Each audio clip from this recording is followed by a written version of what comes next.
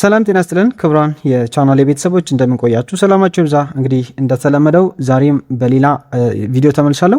በዛሬ ቪዲዮ እንግዲህ የአዲስ አበባ ከተማ አስተዳደር በሚገኙ በኮልፌ ቀራኒዮ ክፍለ ከተማ ትምህርት ጽሕፈት ቤት የተዘጋጀን የ2017 ዓመተ ምህረት የአንደኛውን ወሰነ ትምህርት ወይም የመጀመሪያውን ሴሚስተር ሞዴል ጥያቄ ይዤላችሁ መጥቻለሁ።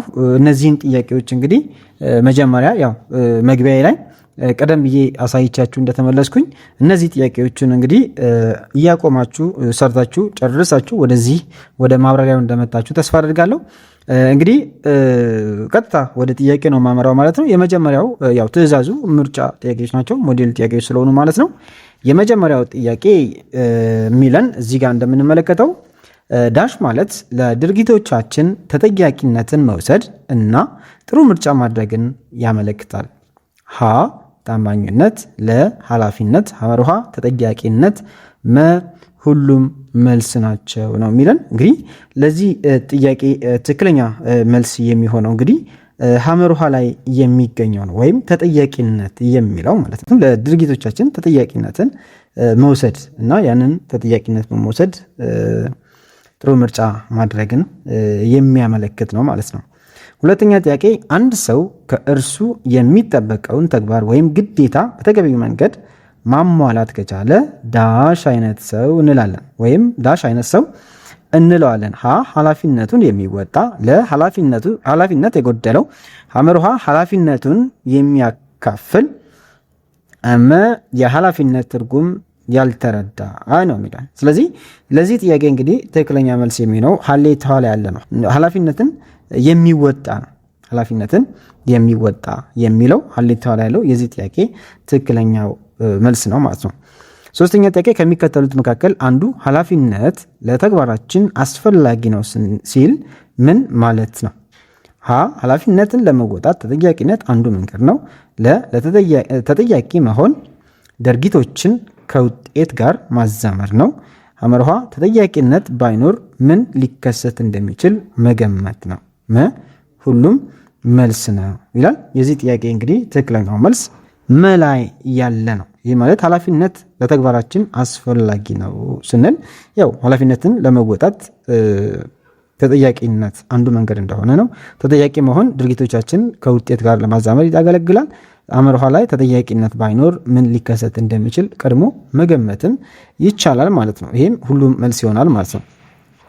አራተኛ ጥያቄ ከሚከተሉት ውስጥ አንዱ ከኃላፊነት አይነቶች አይመደብም። ሀ የግለሰብ ኃላፊነት፣ ለሀገራዊ ኃላፊነት፣ ሐመርሃ ሌሎችን መርዳት፣ መ ግብረ ገባዊ ኃላፊነት ይላል። ይሄ የዚህ ጥያቄ መልስ እንግዲህ ሐመርሃ ላይ ያለው ሌሎችን መርዳት የሚለው ሌሎችን መርዳት የግላዊ ምርጫ እንዲሁም የርህራሄ ባህሪ ነው ማለት ነው። ስለዚህ ይህም ወደ መደበኛ ኃላፊነት ብለን ልንመድበው ስለማንችል ማለት ነው። አምስተኛ ጥያቄ ዜጎች ሀገራዊ ኃላፊነታቸውን በምን መልኩ መወጣት ይኖርባቸዋል? ሀ በሀገራቸው ደህንነት ጉዳዮች ላይ መሳተፍ፣ ለጎጂ ነገሮችን ባለመጠቀም፣ ሐመርሃ የሌሎችን ፍላጎትና ስሜት በማክበር፣ መ ለና ሐመርሃ መልስ ናቸው። የዚህ ጥያቄ ትክክለኛው መልስ እንግዲህ መ ነው ማለት ነው። ለና ሐመርሃ መልስ ናቸው የሚለው ምክንያቱም የሀገራዊ ኃላፊነትን የጋራ መልካም ዓላማ ለማሳካት ሁሉም ዜጋ የሚወጣቸው ድርጊቶች መሆኑን ይጠቁመናል ማለት ነው። ስለዚህ አምስተኛ ጥያቄ መልሳችን መ ይሆናል ማለት ነው። ስድስተኛ ጥያቄ የቤተሰብና የማህበረሰብ ኃላፊነት ሊሆን የሚችለው ከሚከተሉት መካከል አንዱ ዳሽ ነው ይላል።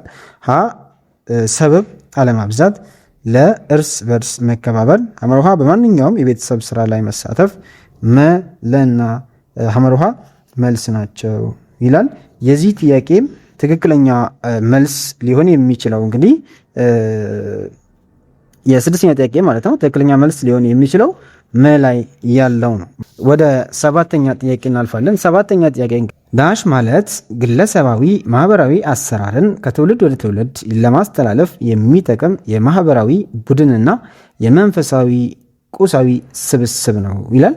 ይህ እንግዲህ መንፈሳዊና ቁሳዊ የሆኑ ነገሮች ስብስብ ነው። ሀ ስራ፣ ለጠንካራ የስራ ባህል፣ ሐመርሃ ባህል፣ መትጋት ይላል። የዚህ ጥያቄ መልስ ሐመርሃ ወይም ባህል የሚለው ነው። ባህል እንግዲህ የማህበራዊ ቡድን የሆነ ወይም ትውልድ ወደ ትውልድ የሚተላለፍ የአስተሳሰብ የተግባርና የቁሳዊ ነገሮችን በአንድ ላይ አካቶ የያዘ የነዚህ ሁሉ ስብስብ መሆኑን በግልጽ ያስረዳናል ማለት ነው።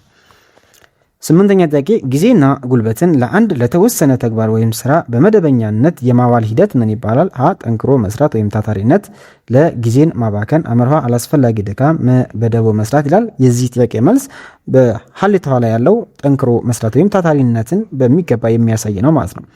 9ኛ ጥያቄ ኢትዮጵያ ሀገራችን ዳሽ ተብላ ትጠራለች? ሀ የሰው ዘር መገኛ፣ ለ በታሪክ ቀደምት፣ አመርሃ ጠንካራ የስራ ባህል ማሳያ፣ ሁሉም መልስ ናቸው ይላል። ይሄ እንግዲህ እነዚህ ጋር ከተዘረዘሩት ውስጥ እንግዲህ የኢትዮጵያ መጠሪያዎች ማለት እንችላለን ማለት ነው። ምክንያቱም የሰው ዘር መገኛ ናት፣ እንዲሁም በታሪክ ቀደምት የምትባል ሀገር ናት፣ ጠንካራ የስራ ባህል ያላቸው ህዝቦች ያላት ሀገር ናት፣ እንዲሁም ላይ ሁሉም መልስ ናቸው ይላል ማለት ነው። ስለዚህ መልሳችን ይሆናል ማለት ነው። 10ኛ ጥያቄ ከሚከተሉት አንዱ ታታሪ ተማሪ መገለጫ ባህሪ ነው። የታታሪ ተማሪ መገለጫ ባህሪ ሀ በመማር ሂደት ውስጥ ንቁ ተሳትፎ ማድረግ፣ ለ በመደበኛነት ትምህርት አለመከታተል፣ አመርሃ በክፍል ውስጥ ለሚሰጠው ትምህርት ትኩረት አለመስጠት፣ በድንገት ያመለጣቸውን ማስታወሻ ከሌሎች አለመውሰድ ይላል። የዚህ ጥያቄ ትክክለኛው መልስ እንግዲህ ሐሌታዋ ላይ ያለው የታታሪ ተማሪ ባህሪ ነው ማለት ነው።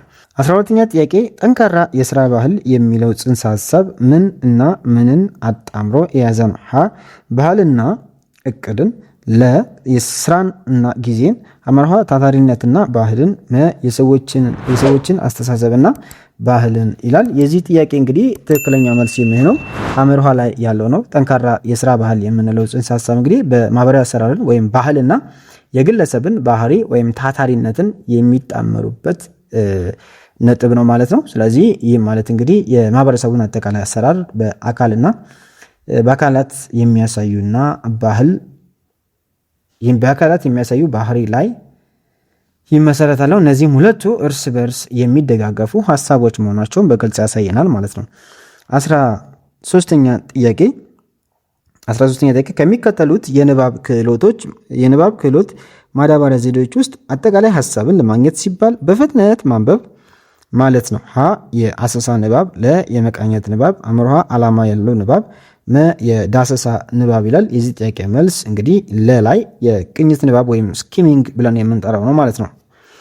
14ኛ ጥያቄ ከሚያጋጥሙን በርካታ አማራጮች መካከል ሁሉንም በመገምገምና አስፈላጊ ወይም ጠቃሚ አማራጮችን መቀበልና መደምደሚያ ላይ መድረስ ማለት ነው።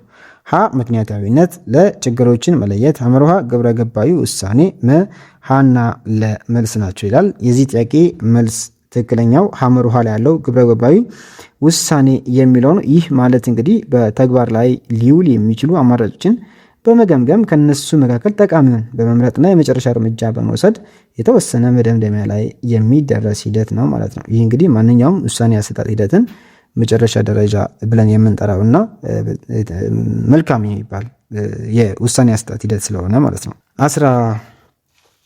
15ኛ ጥያቄ ላይ ደረስኩኝ።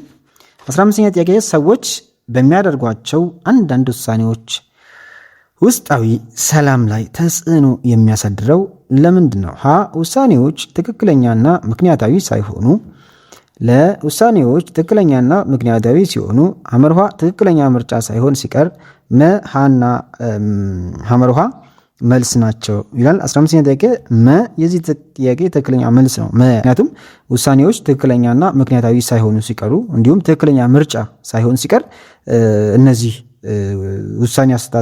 ውሳኔ ከሰጠን በኋላ ውስጣዊ ሰላም ላይ ተጽዕኖ ያሳድርብናል ማለት ነው። ምክንያቱም ትክክለኛ ያልሆነ ውሳኔ የወሰንን ከሆነ ይህ ስሜት ወይም ይህ ተጽዕኖ ሊያድር ይችላል ማለት ነው በሰዎች ላይ። 16ኛ ጥያቄ ከሚከተሉት ውስጥ የግብረ ገባዊ ውሳኔ ባህሪ የሆነው የቱ ነው? ሀ አሳቢነት፣ ለምክንያታዊ ውሳኔ፣ አመርሃ ምክንያታዊነት፣ ሁሉም መልስ ናቸው ይላል። የዚህ ጥያቄ መልስ ሁሉም መልስ ነው የሚል ነው። እንግዲህ የግብረ ገባዊ ውሳኔ ባህሪ የሆነው ከምንለው አንደኛ አሳቢነት ነው። ምክንያታዊ ውሳኔ መስጠት እንዲሁም ምክንያታዊነት ሁሉም መልስ ናቸው ማለት ነው። የውሳኔ ወይ ደግሞ ይህ ግብረ ገባዊ ውሳኔ ባህሪ ሊሆኑ ይችላሉ። 17ኛ ጥያቄ ዳሽ ማለት ከግብረ ገባዊ የውሳኔ ባህሪ ውስጥ ጥንቃቄ በተሞላና ስልታዊ እርምጃን ያካተተ ማለት ነው። ሀ የውሳኔውን ውጤት መገምገም፣ መወሰንና መከታተል። አምርሃ ምክንያታዊ ውሳኔ። ሊከሰቱ የሚችሉ ውጤቶችን መገምገም ይላል። 17ኛ ጥያቄ መልሳችን ይሆናል ማለት ነው። ምክንያቱም ሊከሰቱ የሚችሉ ውጤቶችን ምን ማድረግ ነው? ቀድመን መገምገም ያስፈልጋል ማለት ነው። ስለዚህ እነዚህን መገምገም እያንዳንዱን ሊመረጥ የሚችል አማራጭ ምን ሊያስከትል እንደሚችልና በጥንቃቄና በስነስርዓት ማሰብ ይህ የመጀመሪያው ደረጃ ነው ማለት ነው፣ ግዴታ ስለሆነ። 18ኛ ጥያቄ ከሚከተሉት አንዱ የግብረ ገባዊ ውሳኔ ተግዳሮት ሊሆን የሚችለው የቱ ነው? ሀ ለራስ የሚሰጥ ግምት፣ በወላጆች የሚሰጥ ግምት፣ አመርሃ የበዛ ቁርጠኝነት፣ ሁሉም መልስ ናቸው ይላል። የዚህ ጥያቄ መልስ እንግዲህ ሐመርሃ ላይ ያለው ነው። ይሄ የበዛ ቁርጠኝነት የምንለው እንደ ተግዳሮት የሚወሰድ ነው፣ ወይም የበዛ ቁርጠኝነት ወይም ይሄ ኦቨር ኮንፊደንስ ብለን የምንጠራው ማለት ነው። እንግዲህ የግብረ ገባዊ ውሳኔን በከፍተኛ ደረጃ ተግዳሮት ውስጥ ይከታል። ይህ እንግዲህ አስፈላጊ መረጃን ለመገምገምና ሊኖሩ የሚችሉ ወይ ደግሞ አሉታዊ ብለን የምንጠራቸው ውጤቶችን ለመመልከት የሚያስችለን አቅም በከፍተኛ ደረጃ የሚቀንስ ነው። ይህም እንግዲህ በውጤታችን ላይ ከፍተኛ አደጋን ሊያስከትል ይችላል ማለት ነው በምንወስናቸው ውሳኔዎች ላይ። ስለዚህ ያንን የበዛ ቁርጠኝነት አንዱ እንደ ተግዳሮት የምንወስደው ነው ማለት ነው።